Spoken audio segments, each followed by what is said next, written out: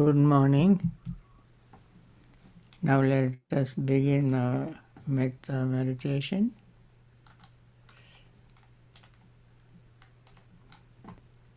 Okay, where is your Metta? Coming right up. Okay. All right. Let us begin our Metta meditation first.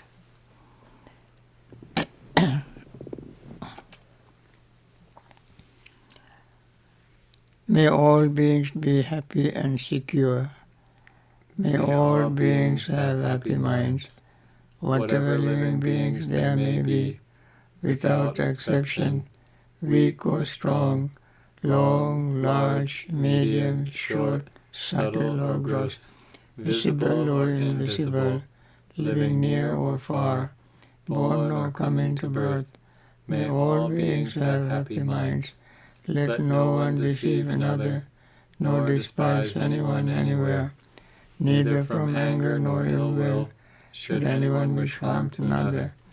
As a mother would risk her own life to protect her only child, even so towards all living beings, one should cultivate a boundless heart.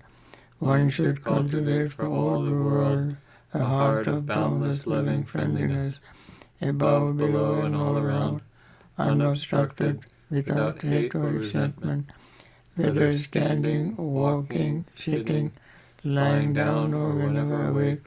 One should develop this mindfulness. This is called divinely dwelling here, not falling into erroneous views, but virtuous and endowed with vision, removing desire for sensual pleasures. One comes never again to birth in the womb. These are our metta thoughts that we practice every day.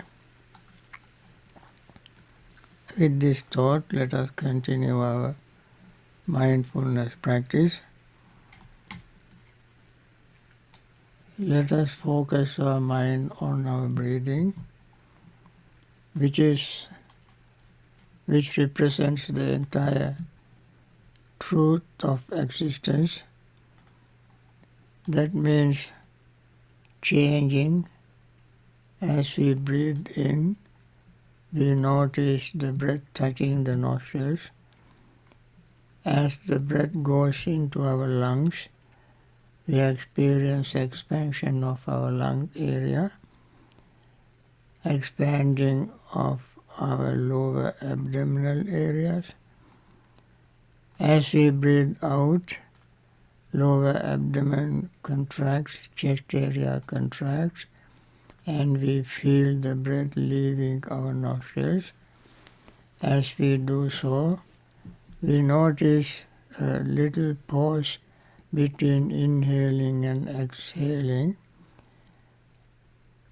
Let it be so, though, without trying to manipulate it, widen it or focus on it, because that is so ephemeral, so quickly changing, and therefore we just become aware of the change of our feelings as we breathe in and out, our perception, our thoughts, and consciousness. They all change as we breathe in and the breath changes. They all change as we breathe out and as the breath leaves the body. So they all change without staying fixed for even a fraction of a second. They all in motion, in the state of flux, changing, changing, changing. When this is happening, our breath becomes calm, relaxed and peaceful. The body becomes calm, relaxed and peaceful. The mind becomes calm, relaxed and peaceful.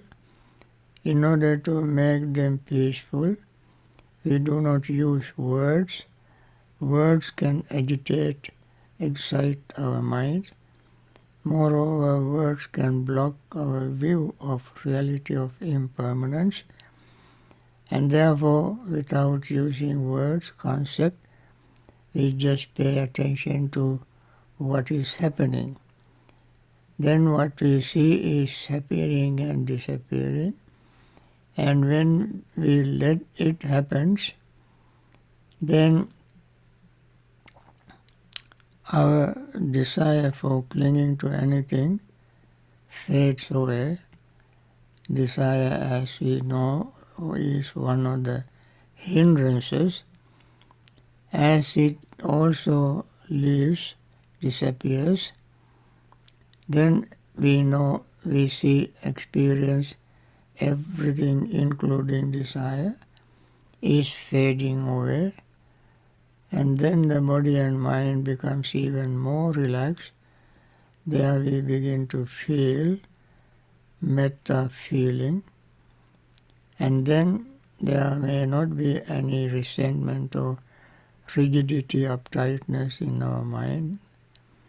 And then we also know that we are, or remember that we practice this with the specific aim, that is those who are suffering from COVID-19, and there arises compassion in our mind whenever we think of suffering being. Then restlessness and worry fade away. Then arises a moment of compassion. After compassion, mind becomes even more active because we are doing this intentionally with the wholesome thought, wholesome intention, and then our mind becomes very gently active, and sleepiness and drowsiness fade away. When all this happens, we see the results of our practice immediately as the qualities of the one quality of the Dhamma, immediately effective, akalika, and then doubt fades away. Then arises joy and happiness. These are the results of seeing the reality, the truth as it is, and then we gain concentration. With this concentrated state of mind, we reflect on our own form, feeling, perception, thought and consciousness to see how quickly they change. We don't say any word to see, but we simply focus concentrated mind on our feeling, perception, etc. And all we notice there, whether feeling or perception, thought or consciousness, whatever mental state or physical state, is changing, keeps changing, changing. So it would become very easy for us to understand the truth or reality as it is. This is what is called seeing things as they really are. The things here are form, feeling, perception, thought and consciousness. These are the things, although they are not things in an ordinary sense, but they are mind objects and they all change. Seeing this, we continue our practice.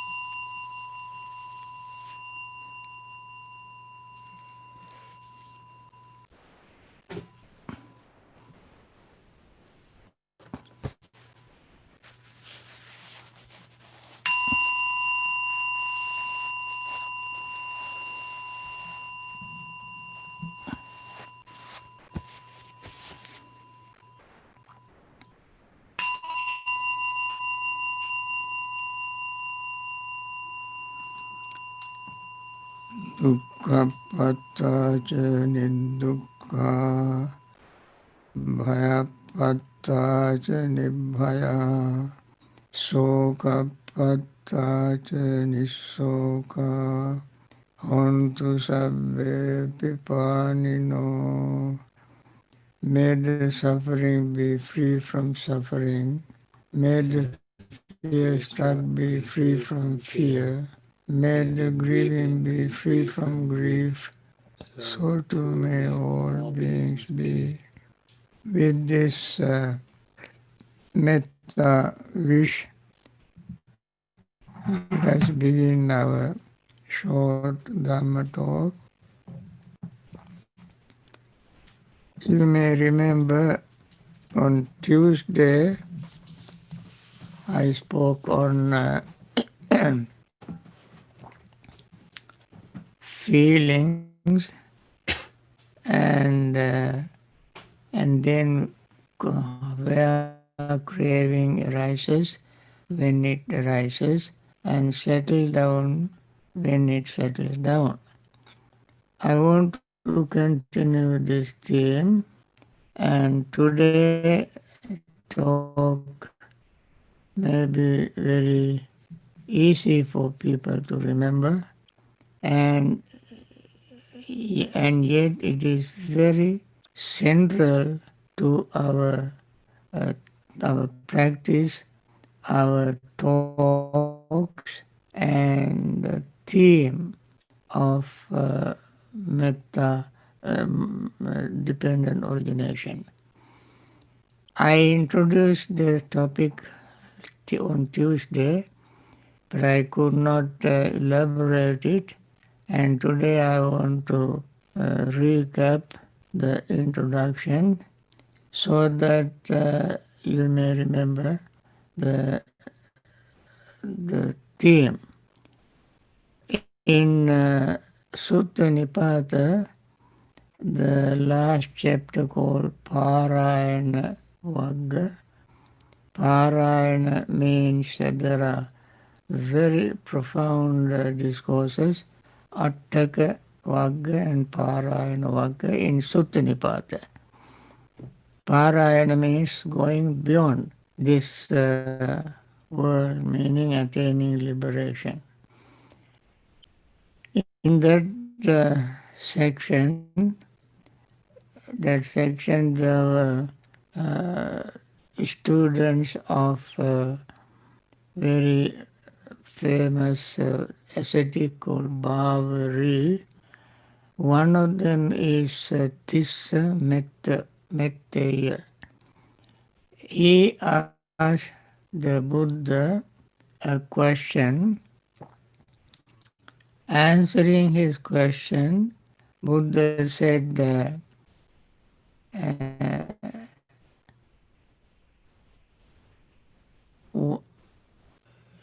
Ubho ante viditvana. Let me say it in English to save time. The meaning is, having understood both ends, the wise one does not stick in the middle. I call him a great man. He has here transcended the seamstress.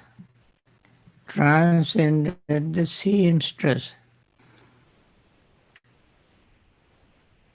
So this Buddha delivered this talk when he was in Benares, and there were monks who remembered this stanza.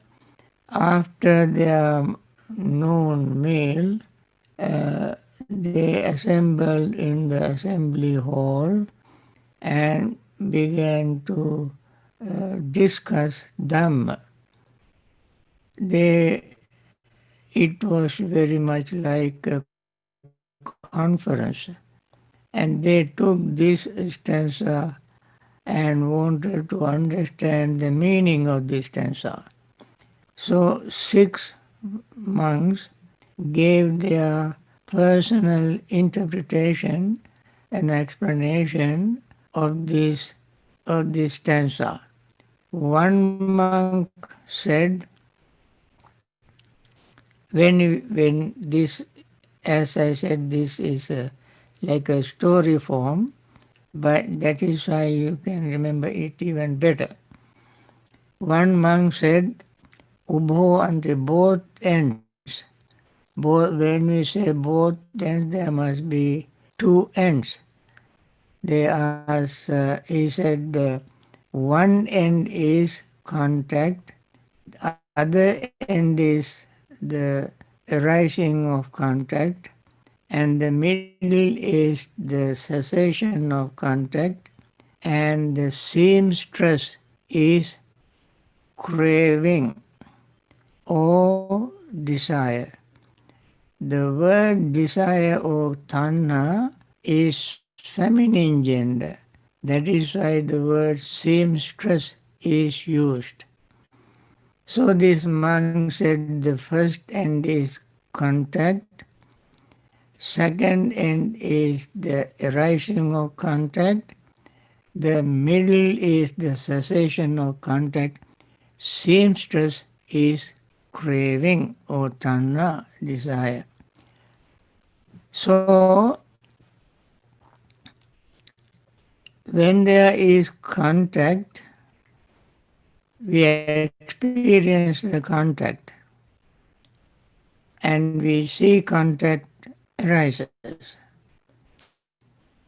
And so we see the contact, one end, and see the contact arising, the second end, and the middle is the cessation of contact. The contact coming to an end. Now, this is the one that normally people ignore. Why ignore? Because seamstress is very powerful. She joins the contact and the beginning of contact and ignore the middle, that is cessation of contact. Why we forget the middle? Because of our ignorance. So the craving or desire in that case is so powerful that it causes ignorance to arise, or for us to forget the middle, the cessation. So we see arising of contact, and the contact and its arising, contact arising, contact arising. We see the contact arising, we don't see the contact passing away. Why? Because the seamstress joined the contact and the origin or beginning of contact. As you know, seamstress job is joining two things together. Two pieces of cloth, even if you fold one upon the other, and you sew it. When you sew it, you don't see it. You don't see the two. You see only one. When you join two, you make two as one. That is the nature of seamstress, the desire. Desire continues, makes the continuity without seeing the cessation. So this is his interpretation of the stanza. The stanza is having understood both ends, the wise one does not stick to the middle, does not stick to the middle. And the Buddha calls such a person a great man. who bypass this seamstress. That means he does not let ignorance dominate his mind. He sees that contact arises and passes away. He sees that. The passing away is very important to understand. That means impermanence. Impermanence is very important to understand. Then the second monk said, the first one end is the past, second end is the future, the middle is the present, seamstress is the desire. So that also fits quite well. We see the past and the future, we don't see the present. That is how our mind operates. The mind goes to the past or to the future and forget the present. Why we forget the present? Because the seamstress joined the past with the future very quickly. Just like when you sew something in a sewing machine, there is no time for you to stop the middle. It joins one when the needle goes down, another thread coming under the machine, uh, and then put a knot and pull up, and then goes to the next and next very quickly. The knot that the thread makes is under the cloth, under the machine. You don't see the knot. So it happens very quickly. That is the nature of seamstress. Seamstress join these two together very quickly. We forget the present. And that is why even in meditation, Buddha said, Parimukhaṃ satyam upatapetva, pay mindful attention to the present. Keep the mind in the present moment to see what is happening in the present moment. Unfortunately, that is the very thing we forget because of our desire to go from the past to the future. Just when you meditate, you will see your mind goes to the past or planning for the future. This is the nature of desire. Desire goes from one moment to the next moment without forgetting the present. That was the interpretation of the second monk. And Buddha said, one who ignores the present, ignores the seamstress, the desire, and you see the changing in the present moment, you bypass the joining factor. Joining factor is the desire. Who bypass it and see the changes taking place in the present moment without letting the seamstress to put a knot. And then the third monk said the one end is pleasant feeling, the other end is unpleasant feeling, the middle is neither pleasant nor unpleasant feeling. Seamstress is, the desire is the seamstress. Now, pleasant feeling, unpleasant feeling, we know. But we don't know the neither pleasant nor unpleasant feeling. Why? We don't pay attention to the neither pleasant nor unpleasant feeling, and it happens so quickly. That is why it is said under pleasant, neither pleasant nor unpleasant feeling, there is ignorance as underlying tendency. What is the ignorance? Not seeing that it is impermanent. In order to see neither pleasant nor unpleasant feeling impermanent, we first have to see neither pleasant nor unpleasant feeling. But the seamstress is so powerful, she joins the mind from the pleasant to unpleasant, ignoring the middle. It does not let the mind to know the present. That is, even the present is impermanent. The what you call the neither pleasant nor unpleasant feeling is impermanent. This is the third monk's interpretation. The fourth monk said, uh, internal, fourth monk said, mentality or name is one end, materiality is the second end, the middle is the consciousness, seamstress is desire. We have been discussing in the dependent origination, in the mentality factor, materiality factor.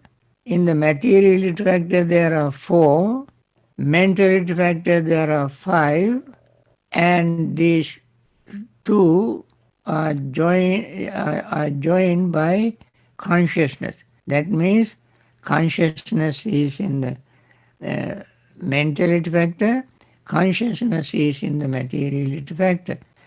Because the mentality factor cannot exist without materiality factors. Materiality factors cannot exist without mentality factors.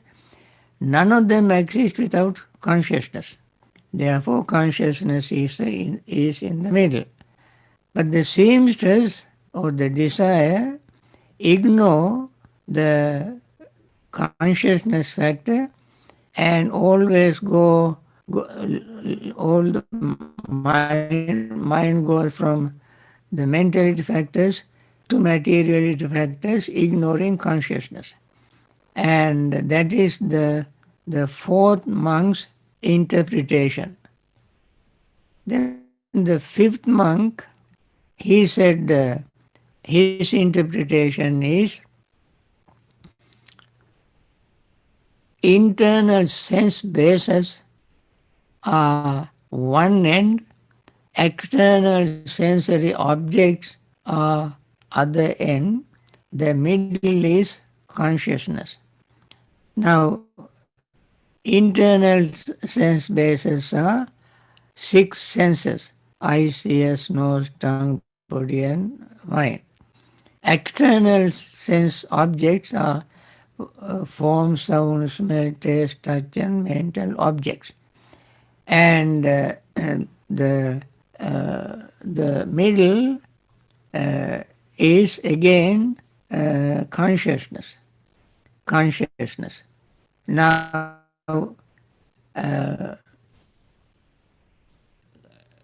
eyes cannot see objects even though eyes are open. Eyes cannot see objects if there is no consciousness. Even the objects are there, eyes are open, eyes cannot see objects without consciousness. Even there is light, plenty of light on objects, and senses are very clear, the body and so forth, ear and so forth are very clear, healthy, and still when the consciousness is not present, the object, we don't know the object, the seeing does not take place. Therefore, consciousness must be in the middle. However, seamstress makes us ignore the consciousness and go mentality, what you call internal sense basis and external sense objects, ignoring consciousness. And that is why the same stress or desire joins these two and ignores the present, that is consciousness. Although it is absolutely necessary, but it is ignored. The sixth monk gave his interpretation. He said, Sakkaya is one end, Sakkaya Samudaya is other end, Sakkaya Nirodha is the middle. Satkaya, Sat in Sanskrit, Sat is truth. From that Sat, the word the truth comes. Therefore, in Sanskrit it is called Satya. Sat also means is. That means something present. That is called Sat. Kaya is, in this case, Kaya is self. Although we use the word Kaya for body, in this case, Kaya is self. So, one end is the belief in existing permanent self, other is the belief of arising of permanent eternal self. The middle is the end of this so-called self, because since it is not permanent, although we believe that it is permanent, it is just a belief. Believe that it is permanent, it is not permanent, that is why it comes to an end. So, the sixth monk said, the belief in permanent self, arising of permanent belief in permanent self, and cessation of the belief of permanent self is the middle, cessation is the middle, and the seamstress, the desire does not let that cessation be noticeable, be discerned. So the desire's nature is to join the permanent belief in permanent self with the arising of the belief of permanent self. And therefore, the middle, the cessation is ignored because of the nature of desire, seamstress. Now, in all these six cases, six interpretations, each monk invariably mentioned one thing. All of them mentioned one thing. There was no dispute. Nobody disagreed. What is that one thing they all mentioned? Is that desire is in the center. Desire is the thing that joined this with that, this with that, this with that. That is why desire is called Pono Bhavika. Yayang Tanha Pono Bhavika Nandi Raga Sagata. Pono Bhavika is re-becoming. Pona is punar. Again, the word pono comes from the word puna. In Sanskrit, punach, Pali puna. Puna means again. We say in puna puna, saying in Sinhalese and so forth, we say puna puna, again and again. So the nature of craving is reappearing in this very life. In these six interpretation, these six monks showed how craving arises again and again and again, delighting here and disappears and delights somewhere else. When it disappears, it appears somewhere else. Like that, the desire keeps joining one moment with the next, one thing with the next. And this is what they all agreed. Now, although they all agreed to this center to their statement that the desire or craving is the seamstress, they all agree for that. But the interpretations are different. Then one monk said, Venerable monks, friends, now we have 6 interpretations.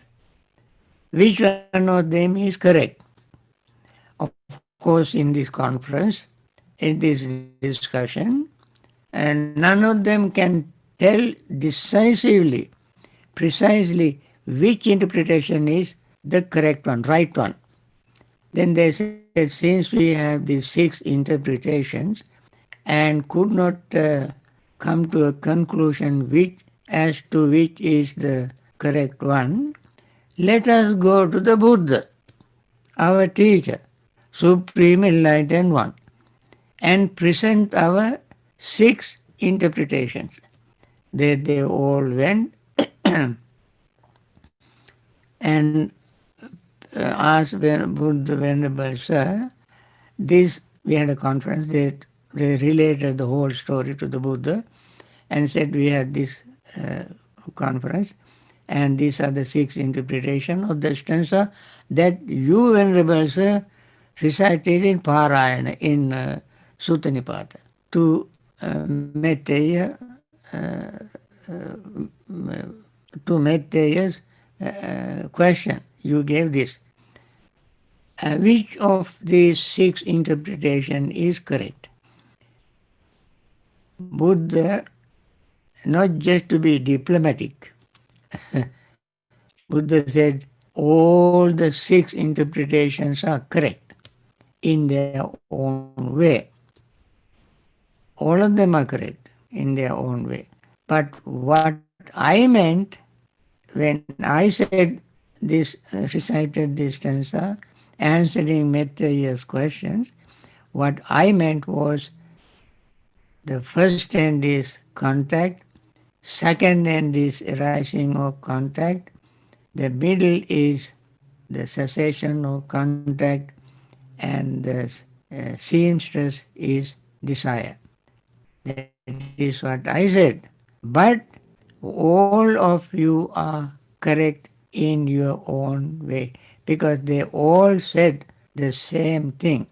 They all agreed that the seamstress is desire, joining one moment to next moment, and also one life to next life, one life to next life, desire. In Samyutta Nikaya, in Majjhima Nikaya, Aggivaccagota Brahmin came to the Buddha, and there's a long story. He asked the Buddha, when the fire is burning, when the fire burning on a tree, assuming in a forest, and that fire goes from one tree to another. What is the agent by which the fire goes from one tree to the other? What is the medium? What is the agent which carries the flame from this tree to the other? The Buddha said it is the air. Air pushes the flame from one tree to the other. Similarly, Buddha said, then Vacchagotta asked the Buddha, I understand that, but when somebody dies and take rebirth, what makes that consciousness appear in the next life? What is the agent? what carries it consciousness from this life to next life? Then Buddha said it is the desire. Desire is so strong. As I mentioned, in this life we try to satisfy our insatiable desire, changing desire. We try to satisfy it in this life, and always we find short and say, something missing, something missing, something missing, and we die with that something missing and want to start all over again. And that is the desire, nature of desire. Friends, that is today's talk, and I'm glad that you all came, and thank you very much for listening. And I hope this talk you may not remember. Those 6 interpretations, one said contact, other is the past and the time, past and future and so forth. The third said mentality, materiality. Fourth said what? No. Third said the feeling, pleasant, unpleasant, and so forth. Fourth said mentality, materiality. Fifth said internal senses and sensory base objects. The last said sakkaya, that means existing permanent self, and arising it, and so forth. So these are the 6 interpretations. And the middle is always craving, desire, the seamstress. With this, I like to stop today's talk, and I hope you continue your practice. And finally, let me conclude this with our regular metta wish. May all those who are suffering from this COVID-19 very nasty virus, may all of them recover very rapidly and return to normal health and live long in good health. And there are also some individuals who have lost their loved ones here in the United States and elsewhere in the world.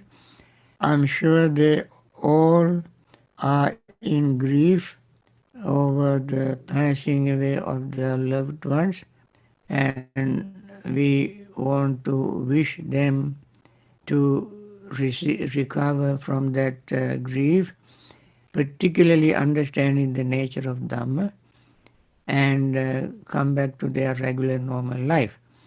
And there are people who are trying to help these people, those who are suffering and those who are grieving. Some of them are doctors, nurses, and hospital staffs, and medical professionals, and all social workers, and so forth. They are very compassionate people trying to support these people, and may they live long in very good health to continue their noble service. And there are others who are supporting them financially for continuing their wonderful service, and may they continue to be very generous, very compassionate, and continue their selfless support. And there are others who are trying to find some vaccine. I hope they come up with very positive, effective vaccine. Come up very soon. Come up with that very soon and make these people healthy again. And there are others who can make some decision to implement some restrictions, introducing some protective measures, and they also are very wonderful people, far-sighted, compassionate leaders who make wise decisions. There are other leaders who are not that wise. We want them to be wise and have wisdom to make right decision for the benefit of all those who are suffering, irrespective of their differences. They are all living human beings, and may those leaders have wisdom, compassion, understanding, to make right decision. With this benediction, with this wish, I want to end today's session, and I hope you all